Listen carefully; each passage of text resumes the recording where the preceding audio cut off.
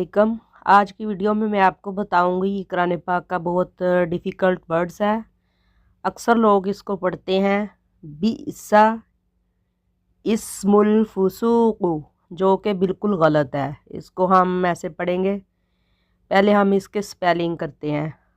बा हमज़ा ज़ेर B, scene ज़बर सा बी सा, लाम सीन ज़ेर लिस, मीम लाम पेश मुल बी सालिस मुल, फा पेश फू, सीन पेशु, फुसु, क़ाफ पेश कु, फुसूक़ु, बी सा लिस्मुल फुसूक़ु।